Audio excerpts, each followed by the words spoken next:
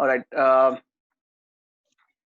Welcome everyone for the last session for day two of the virtual grassroots India itinerary organized by India Avenue in association with Motilal Oswal. So the last session today is about an interesting sector, I think world over, as well as in and more so in India in current times, is the auto sector. And we have a very special guest to talk to us through about the sector, Mr. Hormazd Sorabjee. He is the editor at the Autocar India magazine.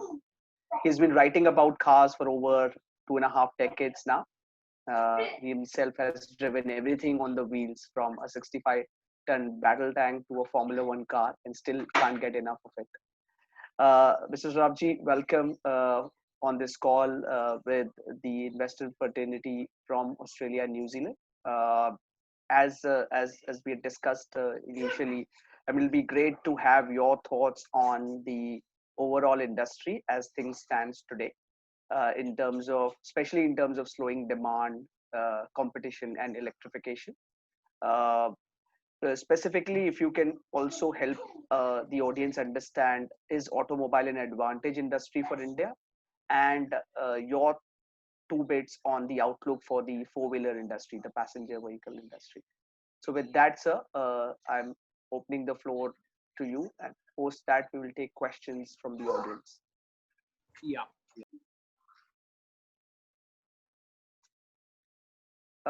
Just a moment. Yeah. Yeah. Can you all hear me Yeah. now? Perfect. Okay, great. Yeah, thanks very much for having me, and hope everyone's well and safe, and I guess everyone's at home. Uh, and I think, uh, obviously what's happened is just crippled all industries, and one was hopeful that the auto industry might bounce back quite fast because there was some let's say green shoots or some hope coming from the Chinese market where the rebound was quite faster. So people were optimistic of we would have a V-shaped rebound, and once things opened up, it would really be good. But I think that was the view when the country was completely locked down, especially in April when there were no sales at all. So it was very hard to gauge what the reaction would be once things were slightly opened up. They have been opened up in May. A lot of dealerships, some of them have 80% of the dealerships open.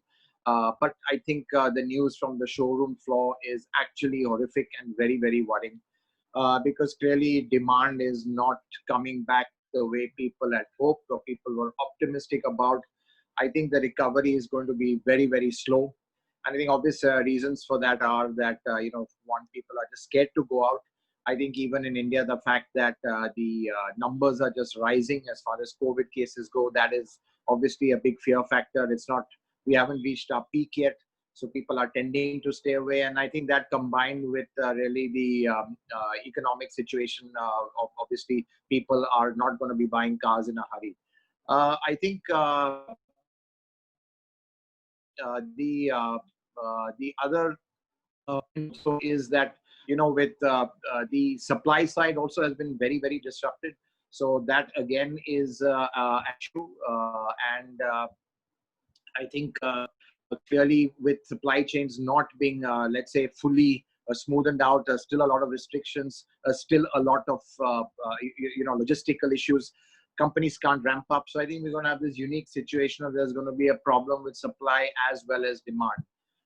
That one outcome of that is that I don't think there will be huge discounting in the market. There won't be fire sales. There won't be pile up of inventory of people wanting to just liquidate stocks at any possible price. I think the problem is that demand is very, very subdued. We don't see it picking up in the short term, at least. I think, frankly, this year is gone. People are talking about some recovery by the festive season. But quite frankly, I'm not too optimistic about that. I think, people are putting off their car purchases for, I would say, at least to, 8 to 12 months from now. So really seeing how the things pan out. I think when recovery starts, it will probably be definitely at the lower end, which I think everyone knows. Two-wheelers probably will be the first, and then entry-level cars. Maruti is very well placed for that for several reasons, because they have the widest range of entry-level cars, and they're very strong in the rural markets, where I see the recovery will also come much faster, because most of the out of the containment zones and economic activity can, let's say, start much earlier. But I think, overall outlook very grim, very gloomy, and the fact that GDP growth is really going to be insignificant, if not negative, that has a huge impact, obviously, on let's say, the propensity to buying cars. And also another factor that affects car buying decisions, the overall mood and the sentiment. So while there is a view that, people, there'll be this thing called vengeance marketing, people want to go out and buy cars, that might happen to a very small extent at the high end, where people haven't been impacted so much. But I think overall, I think the industry is going to have to really buckle down for some difficult days ahead. And compounding is the fact that the industry is getting no support from the industry. I frankly don't expect any support this government to give the auto industry. One can just hope that they don't raise taxes by form of GST or whatever, to kind of take care of their liquidity issues and their fiscal problem. So I think overall, I just want to say it's probably the worst time for the Indian auto industry ever in its history, and I think it's also going to see some consolidation in the future, and some shakeups. And I don't think a lot of companies are going to remain independent in the long run as a result. All right. I think that was a good summary of how state of the market. Before I ask the audience to post their question in the chat box, I have just one question which I think I requested you to cover in the first point is India has been touted as a hub for sales. Sorry, Yeah. Sorry, I didn't get that. You broke up over there. Was that a question to me?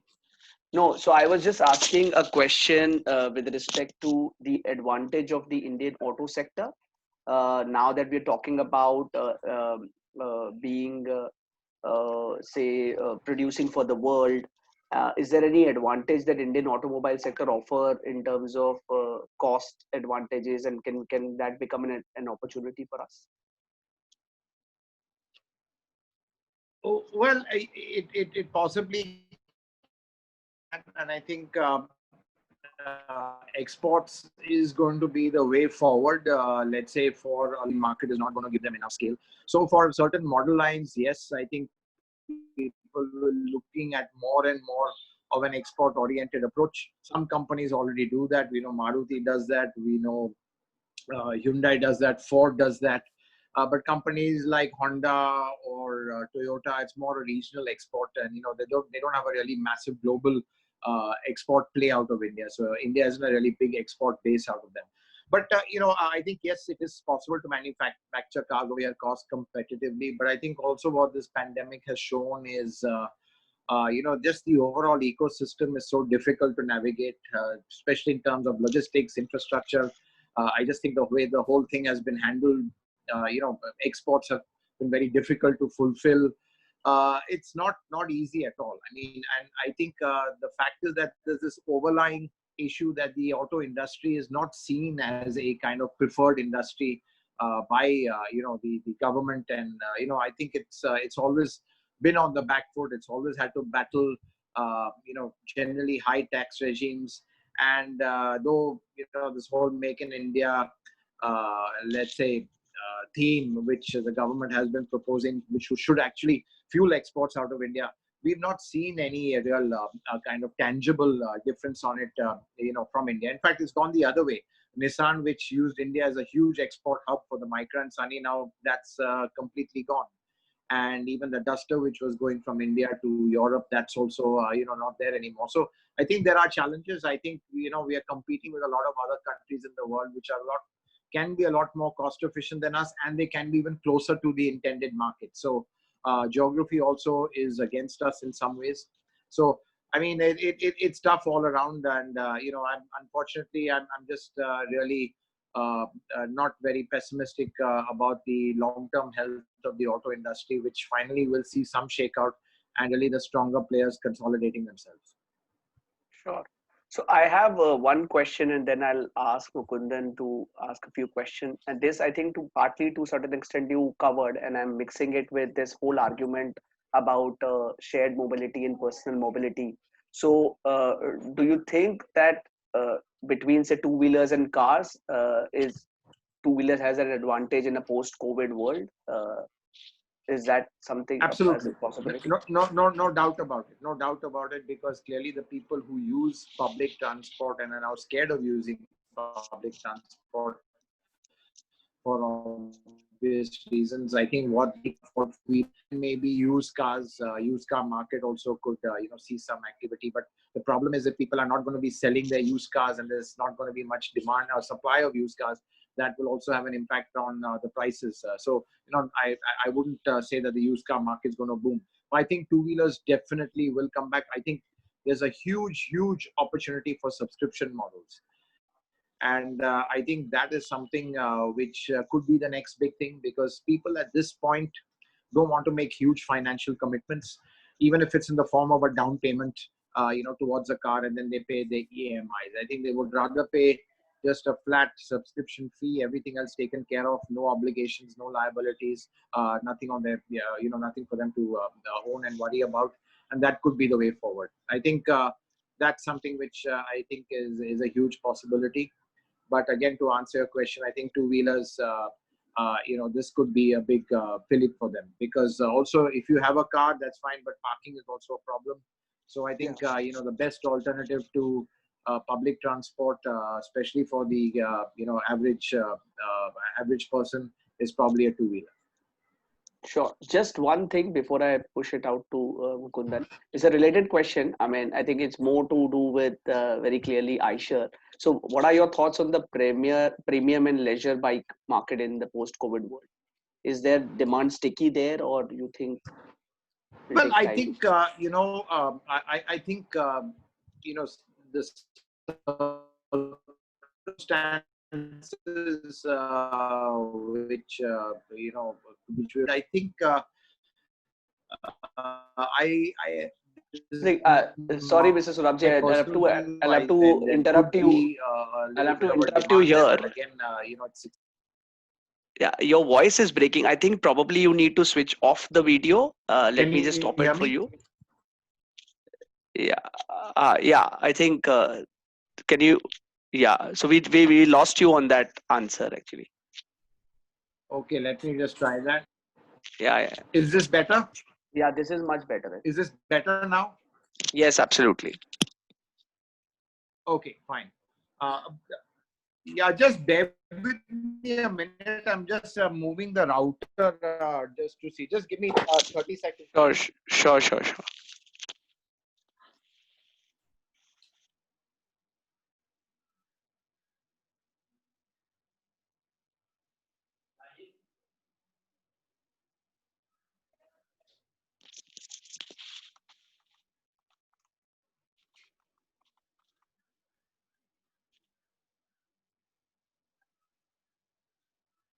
Okay, sorry. Yeah. Yeah, sorry. Sorry about that. Yeah, Yeah, where yeah. were we? We were talking about So the leisure yeah, bikes, the right? leisure bike, premium bike. Yeah, So I think the thing that probably come out of COVID is that things like biking and all are forms of natural forms in a way of self isolation. You're there on your own. It could lead to a little bit more of a stronger community. People don't want to travel on planes that much. They would look at a little bit of leisure biking on the weekends, in groups that they know, properly socially distanced, as I said, which is natural. So that could be a kind of a fallout or an upshot of this in the interim, because I think what we're going to see, there's going to be a lot of there has been a lot of frustration of people unable to go out, and once things open up, they will want that sort of release. And I think probably as we go into the biking season for these sort of activities, which is post monsoon, you might see an upsurge of that. And at the same time, uh, things hopefully should be better. People might want to reward themselves with kind of a leisure bike. So I think it may not be also doom and gloom for them. Just a question that's in terms of questions coming through. We've seen a alliance between Renault, Nissan, and Mitsubishi to create economies of scale. Is that happening in India? And can you comment about that? Yeah, so I think what we will see is there's already an alliance between Renault and Nissan. Unfortunately, there's no play for Mitsubishi in India. They were looking at the Indian market. So the way the three will come together globally, we won't see that benefit over here.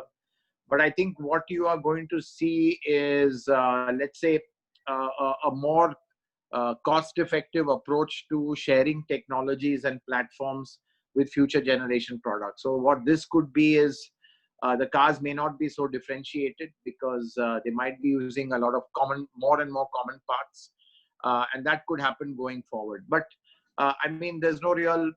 It's more a kind of a strategic thing, and with Mitsubishi, there's no real benefit of Mitsubishi in India at all. It's just the fact that Renault and Nissan will have to work together. I mean, right now their relationship is quite rocky. After Carlos Ghosn is gone, and it's never been worse with its alliance partner. So I think they need to make the marriage work because long term they need each other to survive. Yeah, and there was an announcement, I think, some 12 to 18 months ago about Ford and Mahindra also forming a relationship. That's right. Yeah, that's quite interesting actually. And I think on paper it's actually a great partnership because it allows platforms to be developed which otherwise may not have been developed, and that means new products to be developed because no individual company could afford to do it on their own or take the risk of doing it on their own.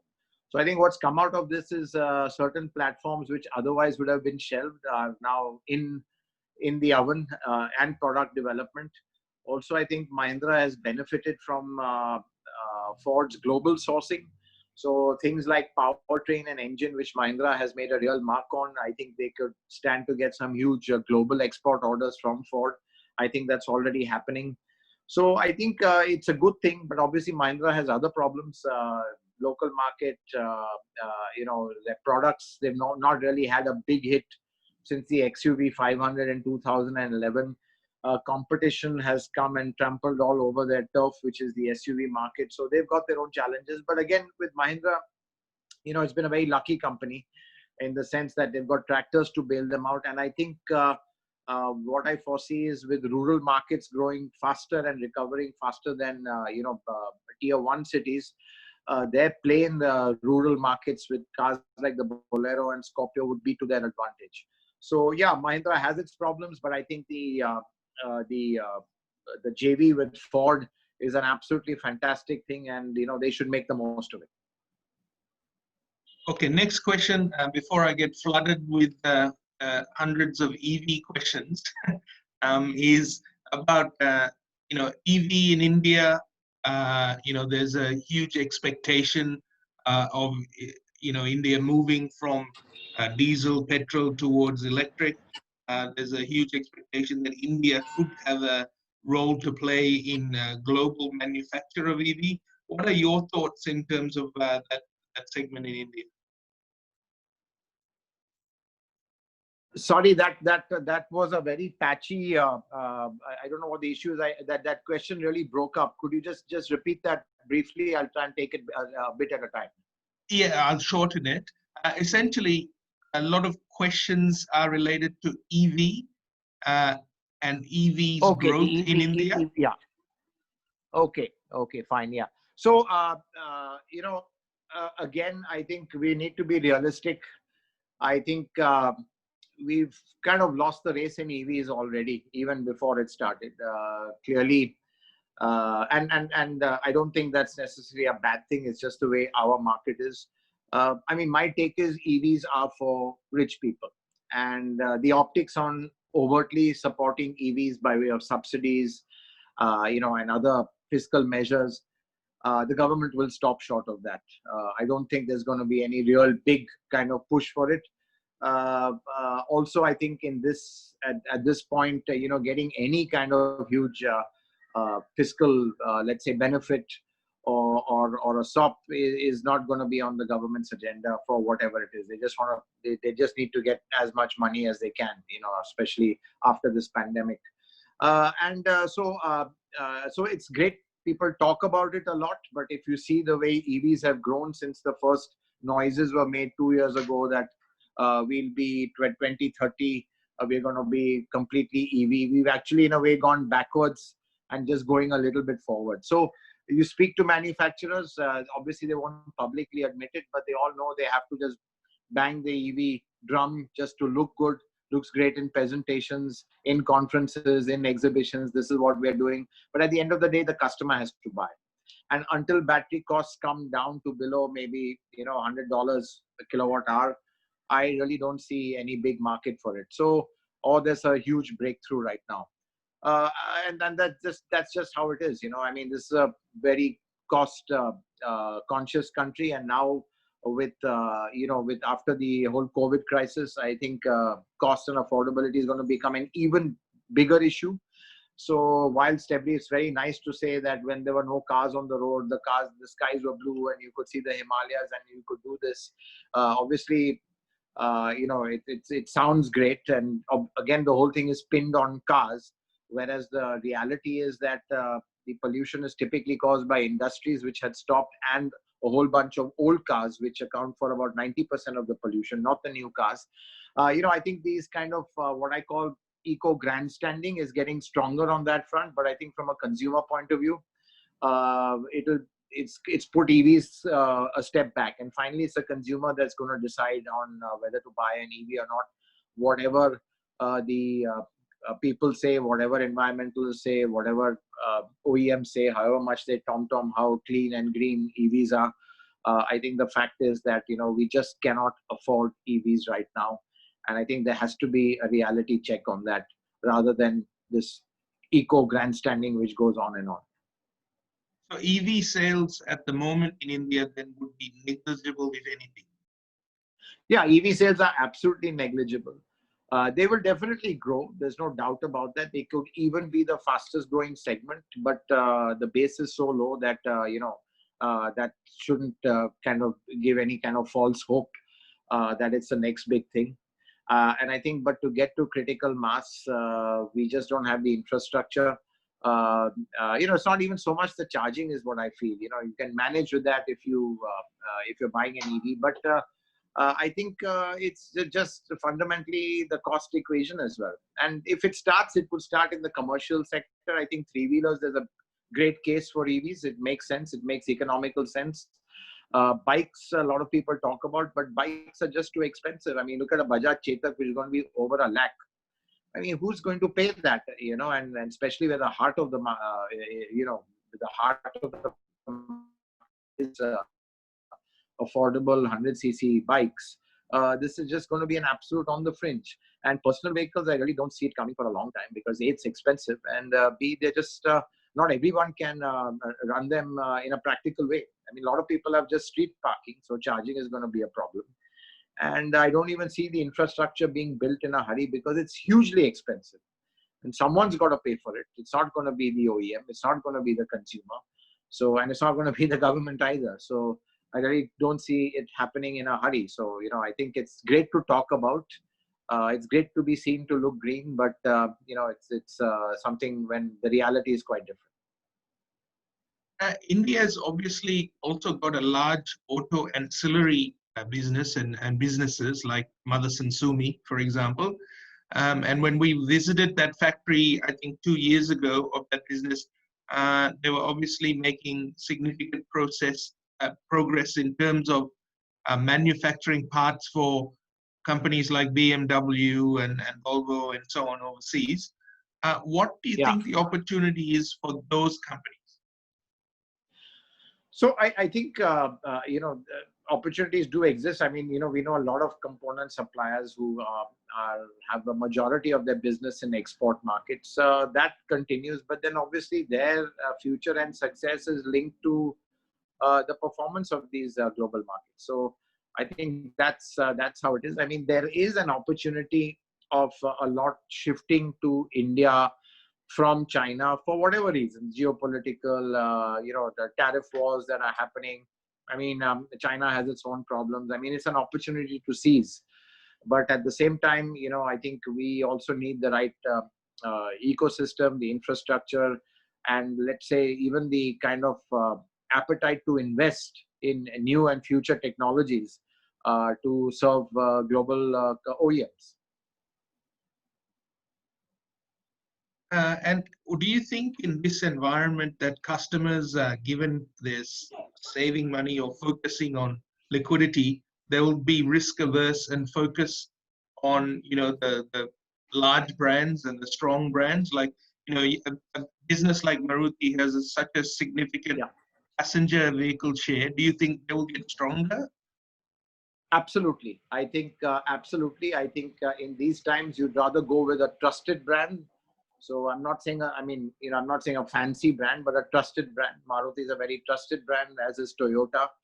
I think, to be honest, my view is that Maruti is poised to come out strongest after, from this pandemic. And that's for multiple reasons. One is, of course, the brand which you talked about. The fact is that they are in the entry-level segment. The fact that they've got huge cash reserves, which everyone knows, 40,000-50,000 crores. The fact is that they haven't really taken the foot off product development, unlike, let's say, a Tata Motors, where there will be nothing new after the current range of vehicles till probably 24, 25. So that's a big problem for Tata Motors. But coming back to Maruti, clearly, the rural markets where, again, they are absolutely top dog over there. So, I think they stand to gain. And just to answer your specific question, brands like Maruti will be trusted the most after this because, a car is an investment and you're going to be a lot more risk averse in this day and you want your investments, to pay off. I mean, I'd say it's the mutual fund of the car business. I'm not sure how great mutual funds are now, but anyway. Yeah, one more question. There was under the, sorry, let me start again. Solar and wind renewable energy is perceived to be growing quickly in India. Is it only the wealthy that are taking this up? Is this the reason why EV usage will be lower? And can the government not lead with its own fleet of EV cars and buses? So, firstly, EV buses are not super practical, to be honest. I mean, you can have things like battery swapping. I think there are limitations there. So, and again, it's very, very costly. I think, to be honest, the CNG is a good environmental. I mean, it's a good cost environment kind of balance. So I mean, I have a different view on EV from a, let's say, environment standpoint. I mean. Okay, you don't have tailpipe emission, but there are a lot of other issues which can arise out of EVs. And frankly, talking about renewable energies and all that, the truth is the world over, the cheapest form of energy today is thermal energy. You can't get away from that. So it's, again, comes down to my point is it costs a lot to be green. Who's going to pay for that? Can we afford that? Talk is cheap. Very cheap. That's why a lot of people do it. But, when you get down to it and you have to invest in these technologies, someone's got to pay for it. And that's when, everything just, everyone goes quiet at that point. And in Sorabjee, terms of, sorry, go ahead. Go ahead. I only had one more question. Sure. Whilst EV take-up in India might be slow, given the cost, do you think that India could play a role as a manufacturer of EV for export?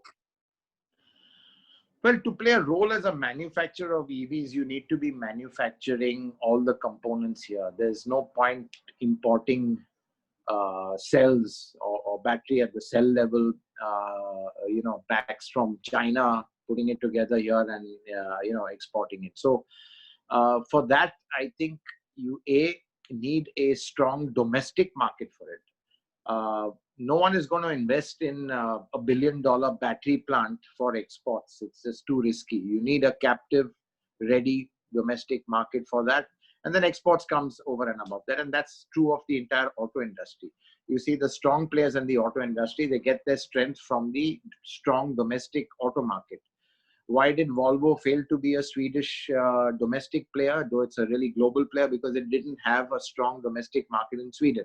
Finally, they got bought over by Ford, and now it's with with Geely, etc., etc. So you need a strong domestic market because you need that scale for that level of investment. So to think India is going to be an exporter of EVs, I just don't see that's possible. Maybe on the two-wheeler side, yes, because we have a lot of scale over there.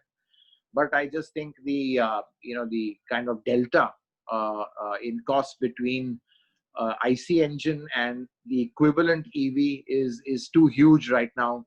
And as we've seen in the two-wheeler market, the way the pyramid is shaped, it kind of really tapers so rapidly towards the top that there's not much volume beyond a certain price point. So I have a couple of questions. I mean, and we can't leave you without talking about some launches. I think obviously the near term probably is all gloom and doom, but are there any launches over the next 12 to 15 months that you're excited about? And you spoke about Maruti and how I think it'll become further strong in a post-COVID era. Yeah. Are there launches by them which you're looking forward to? So I think the launches by them are, I think there's a new Celerio which is due end of this sometime this year. Then obviously there's they're working on a new Alto as well, so that is also in the pipeline. And I think they will have their typical. I don't see any kind of delay in their or lengthening of their model life cycles. It's pretty much on track. I think one advantage Maruti has, it's streamlined its product lineup, which means with diesel going, it can focus wholly on its pure petrol lineup. Still, Maruti does have a lot of product gaps. I think they don't have much in the SUV space, though they are working on it. But clearly, their no diesel engine also could be in the long term. I mean, not in the long term, but initially a little bit of a issue for them. But I think they've been lucky in a way that this whole entire COVID issue has put the focus back on affordable petrol vehicles and not big diesel SUVs or big diesel cars. So it's kind of helped them in that sense. But I don't see Maruti kind of holding back on product launches again, unlike let's say a Tata Motors, which is the other end of the spectrum. Or even Mahindra has got its product launches going, and you'll see a rollout of them maybe slightly delayed. But Maruti is pretty much on track for that. So specifically from Maruti, I would say it's a new Celerio, which I'm waiting for. Other big launches could be, I think this year what we're looking at from mass manufacturers, you've got the new City, which is coming out. That's a pretty important product for Honda. You've got some, as I said, the Mahindra new Scorpio is due, but all these might be pushed into next year. So there are models coming, but might be slightly delayed because of the current situation. You've got big ones from Nissan and Renault, two small compact SUVs coming from them. So I think that's also one, so there is enough to look forward to, but I think, how they'll be perceived, how they'll be picked up remains to be seen. But again, there's nothing like new products to excite the market. Sure. Mukunda? Yeah, there was also a transition that was due in April, I believe, from BS4 to BS6. And obviously that had an impact on slowing down of purchases pre-COVID. Is there a potential that there's been some withheld demand that could bounce back in the latter part of this year towards festival season? Yeah, there could be, and it's really bad timing. It's all really come together for the auto industry, and I think a lot of people who were excited about buying, BS6 cars now might put that decision off, given the current situation. So I think actually it's been a bit of a multiple whammy for the auto industry, and definitely the whole transition to BS4, BS6. I mean, very unfortunate the way the Supreme Court dealt with it. It really, to be honest, didn't have any logic to it.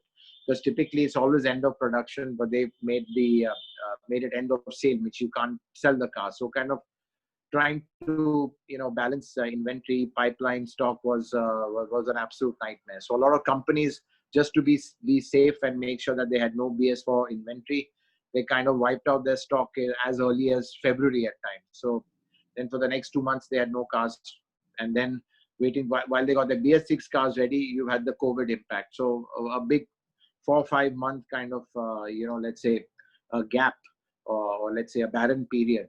Will there be pent-up demand? Yeah, there would be, but I think it might just be a small spurt, and then that's it. I think it will be a very slow and it'll be a very flat kind of trajectory, maybe even a dip before things pick up. I have one last question from a lighter note, which is, how are you and your Autocar India team able to get out and review cars and bikes during COVID? Well, I think the good thing is we had enough content backed up. That's how we typically operate. But now with things opening up and the fact that we are press, we can, following certain protocols, go and test cars. In fact, we just did a recent test of the Volkswagen Polo with a new 1 liter TSI. So we are kind of back to doing what we should be doing, which is testing cars. So I think, it's been tough generating content, especially when everything centers around new car reviews. But the good thing for us is now there's a huge queue of new launches which are happening. Skoda, never done before, all digitally, of course. They unveiled 3 cars, out of which we've just driven 1. So there is enough stuff to now keep us going. So, but we were lucky that we had a bit of a buffer, which kept us going, kept our content fairly fresh. And we've had some great traffic on our social media platforms and online. So that's been good. But of course, the larger question is, the health of the industry, which obviously impacts our business as well. So yeah, we are worried too. And, I think we just have to see how it goes.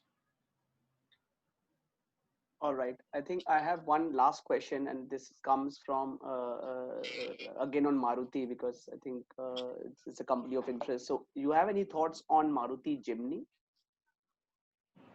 Yeah, so Jimny is it's definitely got a green light. I think Maruti been quite clever about it, because I think it's a great halo product. It's a cult car. It does wonders for their brand, which is otherwise seen as a pretty boring, let's say unappealing brand as a budget car maker. I think this has a lot of soul, a lot of character, and will do wonders for the brand. Clearly, India is not. Their options were to either build it as a CKD for volumes in India, but Maruti doesn't really subscribe to that. They're full-scale manufacturers. That's what they're good at. But the Indian market isn't big enough, doesn't have the kind of demand to justify setting up a full manufacturing unit. So they're going to be exporting the cars. India will be a big export base. And I think for India, they're specifically developing a 5-door Jimny. So with the 3-door and the 5-door, they should get enough volumes to kind of justify full manufacturing and production of it in India. And the engine in any case, which is a 1.5, which goes in the Ciaz, and now the Brezza is made here locally in any case. And that is typically the biggest challenge, to localize the engine. That's already been done. Perfect. Mr. Sorabjee, any last thoughts for the audience who wish to look at Indian auto industry from an investment standpoint? Anything that you want to share with them? So I think looking at the companies which are there investing, I think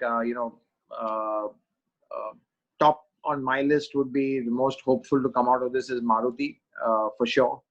The ones I would worry about the most are Tata Motors. I don't see too much of a future for them, clearly, because the situation they are in right now. They're launching good products, but they just don't seem to click.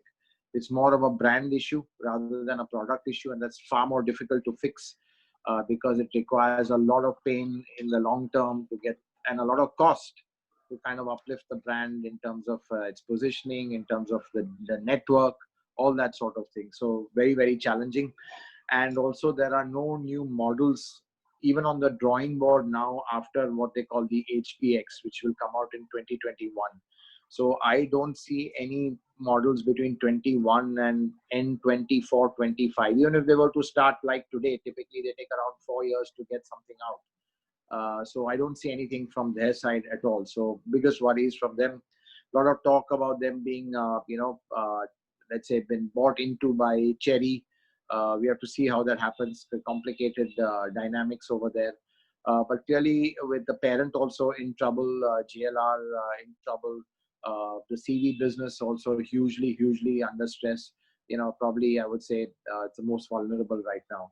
Mahindra also has its own challenges, but I think the ray of hope for them is tractors, the rural market where they're strong, and even the JV which could pull them through. Bajaj, again, being so export oriented, I think with the other markets can save Bajaj if the Indian market doesn't pick up. But I think overall two-wheeler market, I'm a lot more bullish on. So I think the two-wheeler, companies is what I feel probably are better placed than the four-wheeler ones. Does that answer it? I don't know if there's anything else. Yeah. I think just one follow-up. I think when you talked about Tata Motors, any thoughts on JLR? I mean, given that from a valuation standpoint, they account for a substantial part. So is there any Yeah, I think it is difficult. They've asked for the government for a loan. It's very tough times for JLR. And I think, the scale which they are in and, the fact that their parent company is, also just the whole Tata group is, not in brilliant shape. You just got a star like TCS pulling everything through. I think long term, I would imagine there will be some offloading of some stake to some OEM is what I feel. And it's a sensible thing to do also, because that's the future of the world. You have to collaborate. You have to work together. Way it is either with just collaborations or joint ventures or mergers, whatever. The whole world has changed right now, and it's going to be either collaborate or perish. And I think that's the way forward. Everyone's looking at it, and I think even Tata Motors won't have a choice to do the same. Perfect. I think with that, I think it's a very interesting and very fruitful wrap of the day 2 of the virtual grassroots tour. Thank you so much, Mr. Sorabjee, for your time and insights on the sector. Hope you stay safe. My pleasure.